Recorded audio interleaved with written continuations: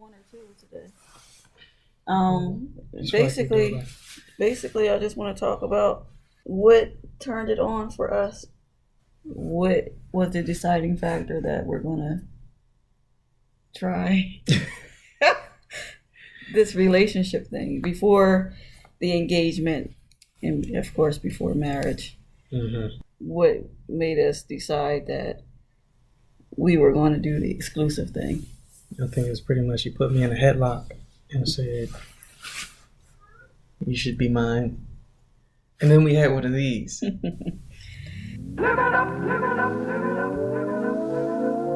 So we're recording, and of course this is a family business, so you will hear our son in the background. You may even see him. You probably will see him. So we want to talk about what, we thought, what we thought was the it thing. Like, I'm going to say what I thought that I did that turned it on for John. And he's going to talk about what he thought that he did. And then we're going to give you the real nitty gritty, get down to what it actually was. I'll go first with what I thought was the deciding factor. I thought that this gesture I did for John was what made him decide that he was madly in love with me. John and I were dating. We were grown, so I was over his house one time and we were watching music videos because people still do that. He had videos recorded.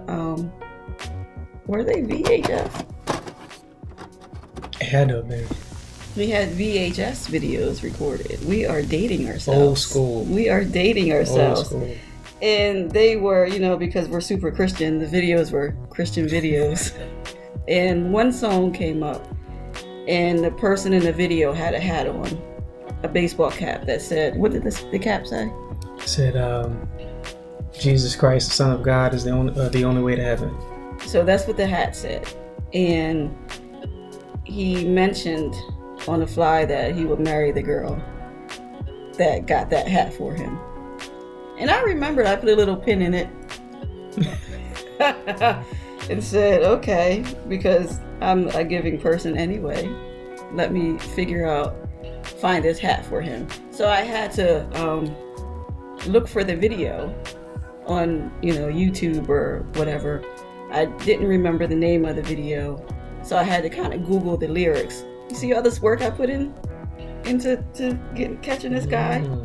And I found the video, saw the hat, had to pause the hat to see what the hat said. And then I went and ordered the hat off of Zazzle. Shout out to Zazzle, because they will make your they Why are we giving them business? I know, okay. Well, they brought us together. So they did bring us together. Yeah, because that's not the only thing I got for him from Zazzle. Anywho, I got him a hat. I made him, I created this hat, baseball cap, white and blue. He still wears it till this day, probably 10 years later? We're 7 years married, maybe 9 years later. And one day he came to my house and I had the hat on backwards. I was wearing the hat backwards and he was picking me up. And I think he just thought that I looked cute with the hat on backwards because I have, straight hair at the time. My hair is not straight now, it's curly. But had the hat on backwards and he's like, this is a different look for you. And then I turned the hat around and he saw what the hat said.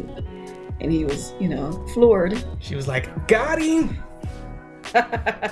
Well, because Christmas didn't work. I bought him all this stuff for Christmas too, and it didn't work. So I figured we're going to try this. And I think he was grateful for me even thinking, like, going the extra mile. The only thing he said that was, like, negative is that he wished the hat was red. But, like it was in the video. Yes, but, this was... Just saying. This was his hat that I made personally for him. So, and seal the deal. You gotta seal the deal. The deal was sealed. We got a son, married and a son. The deal has been sealed years ago. Mm-hmm. No half stepping. There wasn't any half stepping. Anywho, so that's what I think. That's what I think was the which sealed the deal. I don't want to say nail in a coffin. Mm-hmm. I think that is what I believe was the deciding factor for John. But until today, until this video, I don't know if that is true. So what was the deciding factor? We'll cut to that part, right? So I don't get to go. You're actually right. That was it. That was it. And it was and it wasn't. Let me say it this way. Because it was the lead up into it. Meaning, what? The reality is, and we always had that joke that, we're not each other's type. So we weren't. Flip that. We weren't each other's type.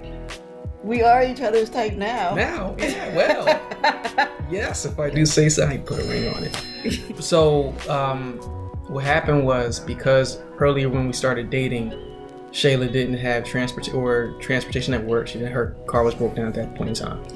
And so for us to see each other, we lived roughly an hour apart. I was in the city in Philly, and she was out in the burbs. In the burbs, about an hour and away. Yes. And so for us to see each other, it was limited. We could really only had time to see each other pretty much on the weekends, once a week. And so that means I had to be on the road, on the highway, there and back.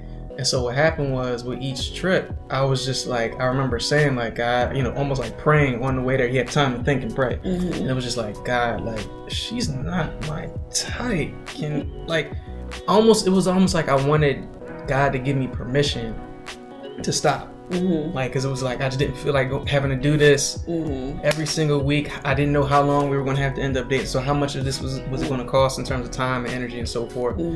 Like, I was looking for some reason to have to stop, and I just couldn't. Every week it was more in terms of layers of your beauty and your character. I felt that was like compelling. Like, every time I got into my car and came home, and I was like, man, that was worth it. And I did it again the next week. It was like, man, that was worth it. And then, as you said, the nail in the coffin was the hat. And I even told a relative this. It wasn't even so much about like it being a Christian hat. It had more to do with the fact that, like, your heart was for me. That, like, I felt like, that thing that had to happen, that connection, that sense of connectedness, like, was there.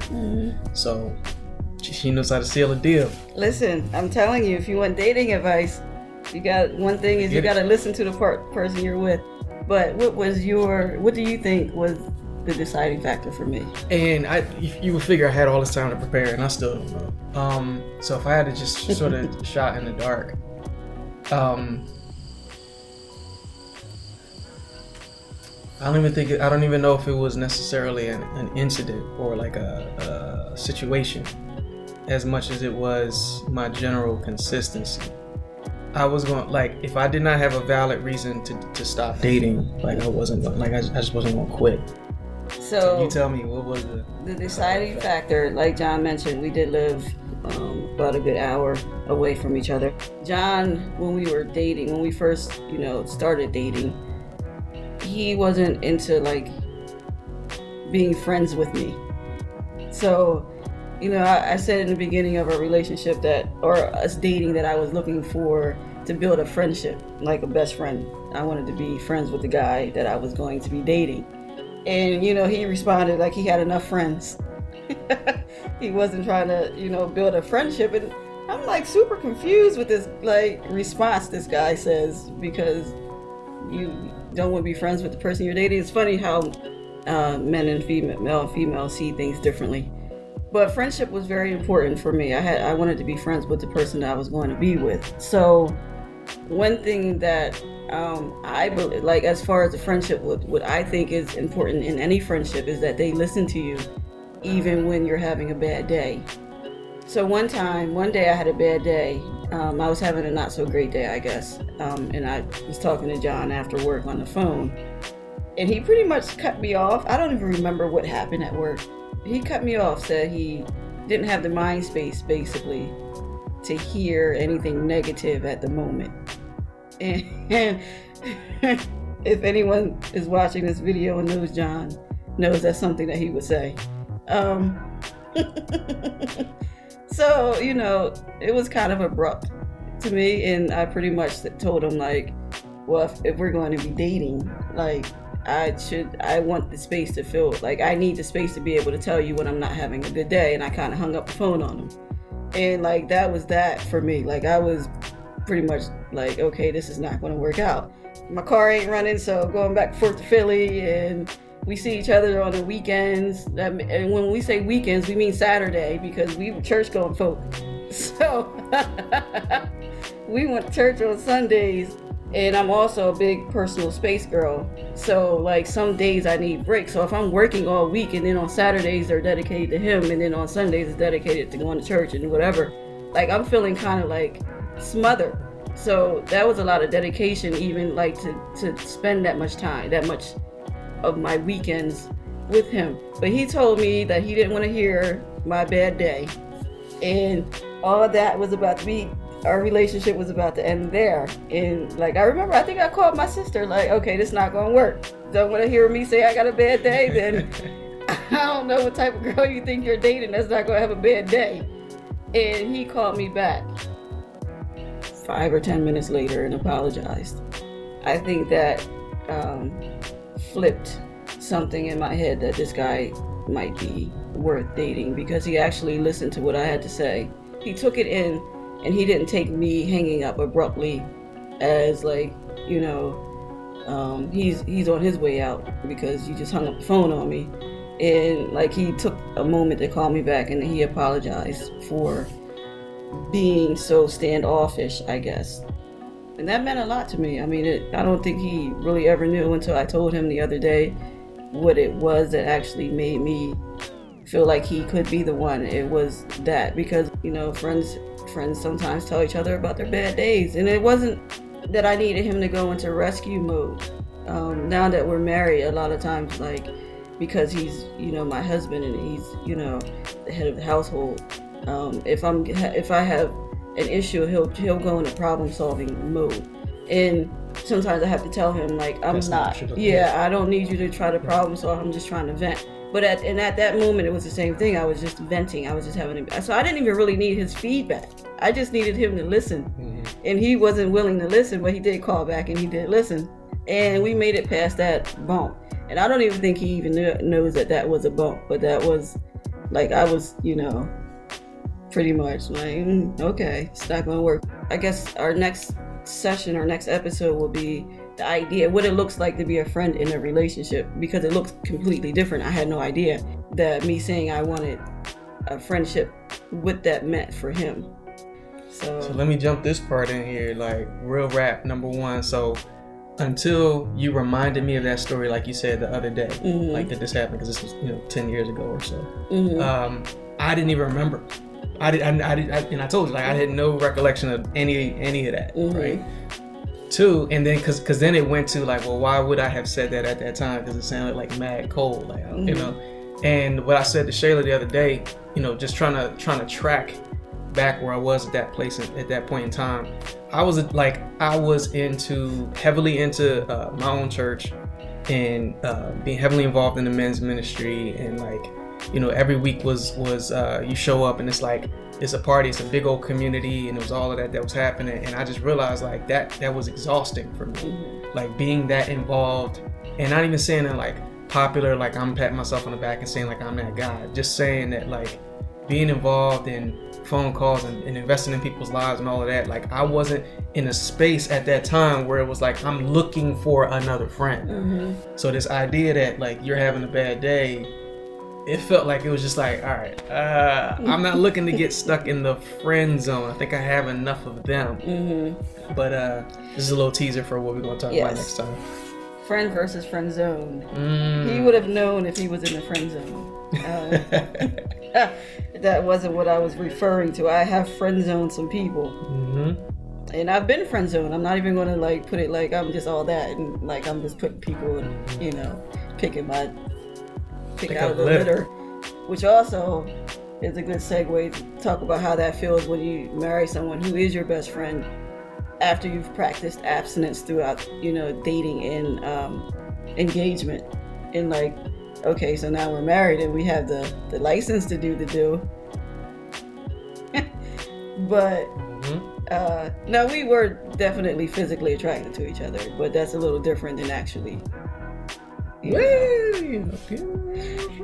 But, you know, a little teaser. I don't think it was we had any issue. Yeah.